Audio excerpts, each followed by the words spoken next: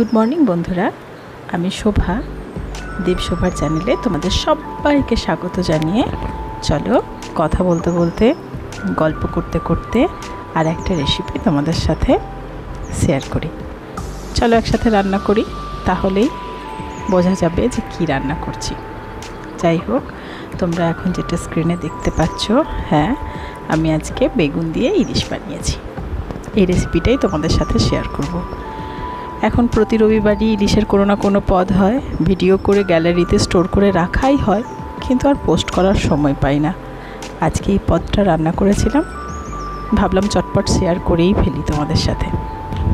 দেখো, আজকে রান্নাটার জন্য আমি ডুবো ডুবো করে বেগুন কেটে সেটাতে নুন হলুদ মাখিয়ে রেখেছি।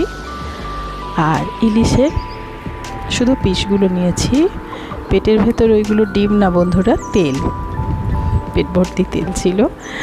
যাই হোক, ওই পিসগুলোকে নুন হলুদ মাখিয়ে রেখে দিয়েছিলাম। তারপর কড়াইটা বেশ গরম করে নিয়ে বেশ কিছুটা তেল দিয়ে নিলাম। ইলিশ মাছের রান্নায় খুব একটা বেশি তেল লাগে না, তবুও পরিমাণ মতো একটু না দিলে ভালো লাগে না খেতে। তারপর আবার বেগুনগুলো আগে ভেজে তুলতে হবে, তার জন্য বেশ পরিমাণ মতন তেল দিলাম। তারপর বেগুনগুলোকে আমি বেশ লাল লাল করে ভেজে তুলে রাখব।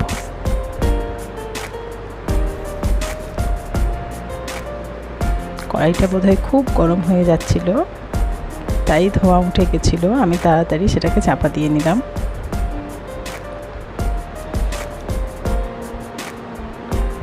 বেগুনটা দেখো, সে পিটো পিট করে লাল লাল করে ভেজে নিলাম।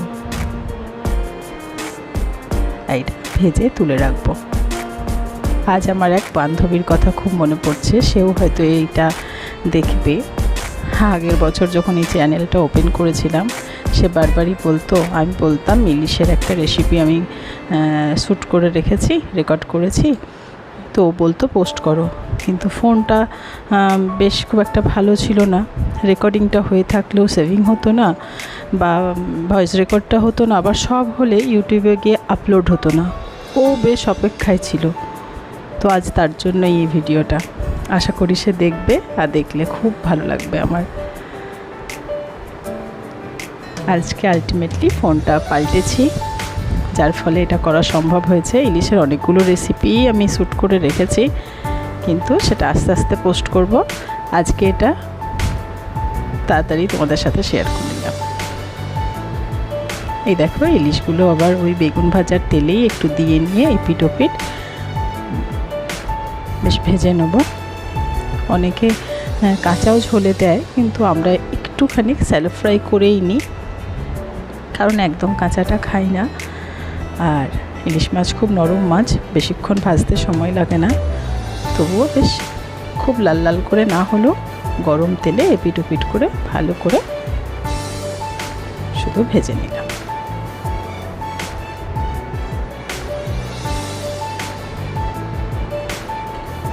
ইলিশ তো ওর নামই বর্ষার রানী।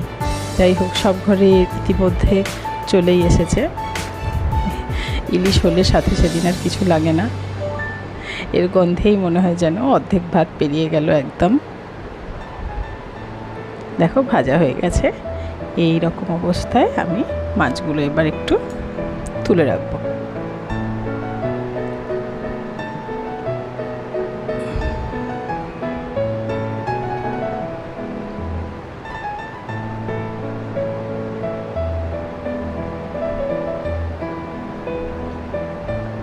এত সুন্দরভাবে ভাজা হচ্ছে, স্মেলটা এত সুন্দর ছড়াচ্ছে যে কি বলবো। রেসিপিটা তো শেয়ার করছি, স্মেলটা শেয়ার করার মতো নয়, তবুও সবার বাড়িতেই হয়ে থাকে। বেগুন ইলিশের আর নতুনত্ব কিছু নেই, কিন্তু তবুও আমি যেভাবে করলাম তোমাদের সাথে রান্নাটা শেয়ার করলাম। তোমাদের যদি দেখে ভালো লেগে থাকে তাহলে অতি অবশ্যই চ্যানেলটিকে শেয়ার করো আর সাবস্ক্রাইবও করো। দেখো, ইলিশগুলো ভেজে তুলে রাখলাম।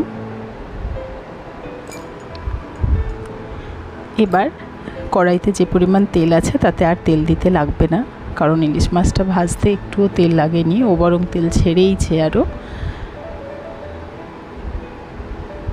বেশ সুন্দর ভাজা হয়েছে দেখো।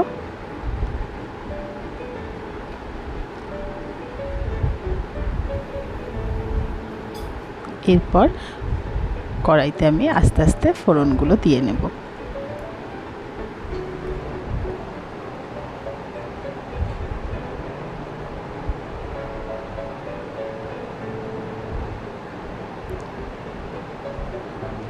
কালো জিরে একটু দিয়ে নিলাম, একটু জাস্ট ফুটবে, বেশি ভাজলে হবে না, স্মেলটা রইতে হবে। কাঁচা লঙ্কা চিড়ে এর মধ্যে দিয়ে দিলাম। তারপর এর মধ্যে দেব আমি সর্ষে বাটাটা। সর্ষে, পোস্ত, কাঁচা লঙ্কা আর আদা কুচি আমি আগে থেকেই বেটে সুন্দর করে রেখেছিলাম। তেলটার মধ্যে একটু হলুদ দিয়ে নাড়াচাড়া করে নিলাম। ইলিশ মাছের এমনিও ঝোল খুব ভালো লাগে, এর মধ্যে জলটা দিয়ে ফুটিয়ে নিলেই হতো, কিন্তু আমি এই বাটাটা আজকে এর মধ্যে দেব।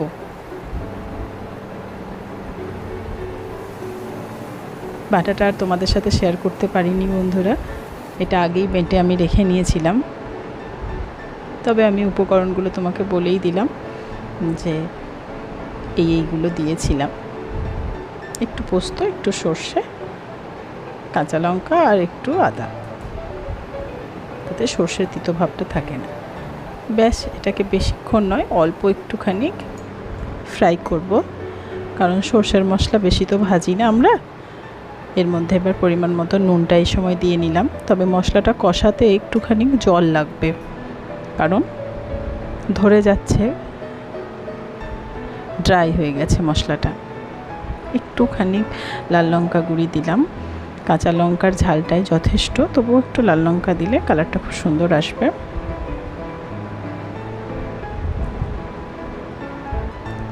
দেখো জলটা দেওয়াতে সব মশলাগুলো ভালো করে মিক্স হয়ে গেল।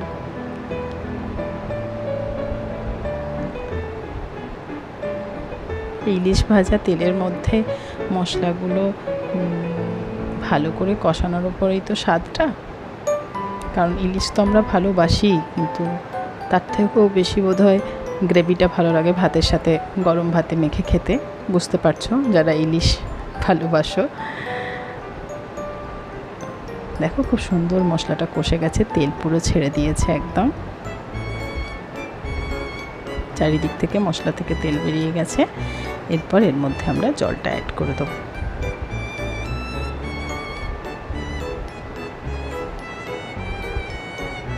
পরিমাণ মতন জল দেব, কারণ এর মধ্যে ইলিশটা দেব, তারপর বেগুনটা দেব। খুব মাখা মাখাও করে নিতে পারো তোমরা, আবার একটু ঝোলঝোলও রাখতে পারো। আমি একটু ঝোলঝোল রেখেছিলাম, কারণ ভাতটা মেখে খেতেও তো ঝোলটা লাগবে, তাই।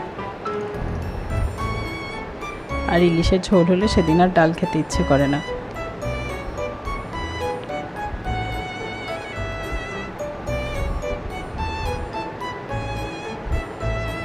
দেখো সুন্দর ফুটে গেছে ইলিশ মাছটা দিয়ে। ইলিশটা তো ভাজতে ভাজতেই সেদ্ধ হয়ে গেছিলো, এবার শুধু গ্রেভির সাথে মিশে যাওয়া।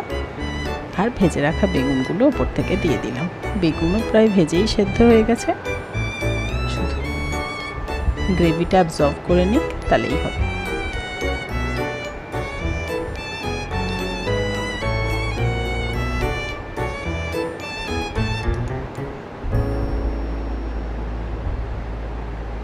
দেখো কি সুন্দর রংটা এসছে।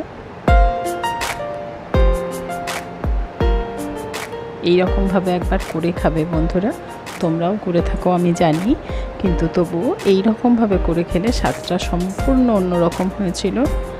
আর দারুণ দারুণ খেতে হয়েছিল, সে না খেলে বুঝতে পারবে না। এরকমভাবে একবার করে রান্না করে অতি অবশ্যই আমাকে জানিও কেমন খেতে হয়েছিল। হয়ে গেছে দেখো, আমি যা বুঝতে পারছি। এবার বন্ধ করে দিলে গ্রেভিটা ঠিকঠাক হয়ে যাবে আর কি। এবার আমি গ্যাসটা অফ করে দেবো।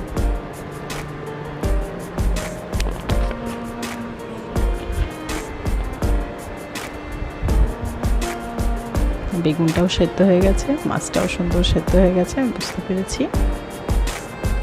এরপর আমি গ্যাসটা অফ করে এটাকে 5-10 মিনিটের জন্য ঢাকা দিয়ে রাখবো। ঢাকা দিয়ে রাখাটা খুব দরকার। এই সময় একটু কাঁচা লঙ্কা আর সর্ষের তেল ওপর থেকে দিলেই হতো, কিন্তু যাই হোক মাছটা ভাজার সময় প্রচুর তেল ছেড়েছিল, তাই আমি আর দিইনি তেল ওপর থেকে। আর কাঁচা লঙ্কা বাটা চেরা দিয়েছি, ঝাল হয়ে যাবে, বাড়িতে বাচ্চা ছেলে খেতে পারবে না, তাই আমি আর কাঁচা লঙ্কা দিলাম না। দেখো কি সুন্দর তেল ছেড়েছে। 10 মিনিট পর ঢাকাটা খুললাম। এত সুন্দর একটা স্মেল আসছে, কি বলবো তোমাদের। দেখো গ্রেভির থিকনেসটাও ঠিক আছে একদম। এবার আমি চটপট বেড়ে নেব, কারণ খাবার সময় হয়ে গেছে। আমি দুপুরবেলা এটা ঠিক খেতে বসার 15-20 মিনিট আগে চাপিয়েছিলাম, তো হাতে আর সময় ছিল না। দেখতেই পাচ্ছ ধোঁয়া উঠছে একদম গরম গরম, বেশিক্ষণ রাখতেই হয়নি আমাকে, ওই 5-7 মিনিট ঢাকা দিয়ে রেখেছিলাম জাস্ট, ব্যাস।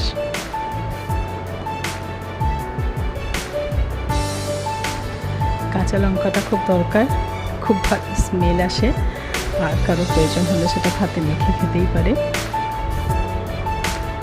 ঝোলের কালারটা দেখো আর থিকনেসটা দেখো, খুব সুন্দর, খুব ভালো খেতে হয়েছিল। আমি মাথা লেজা এগুলো করিনি, এগুলো পরে একদিন টক করব, কারণ ওগুলো গ্রেভির সাথে অতটা খুব একটা ভালো লাগে না। দেখে কেমন লাগছে বন্ধুরা অতি অবশ্যই জানিও আমাকে কমেন্ট বক্সে। ওগুলো বেড়ে নেওয়ার পর এইটা কড়াই রয়ে গেল, সেটা আমি তোমাদেরকে শেয়ার করছি। ইলিশ গ্রেভি এগুলোর কথা ছাড়ো, ইলিশ আর গ্রেভির সাথে যে বেগুন গেছে তারই স্বাদ আজ একদম ভিন্ন। বেগুন যেন ইলিশের গ্রেভিতে পড়ে এক ভিন্ন স্বাদে পরিণত হয়েছে। যাই হোক, তোমাদের যদি রেসিপিটা ভালো লেগে থাকে অতি অবশ্যই চ্যানেলটি লাইক করো, শেয়ার করো।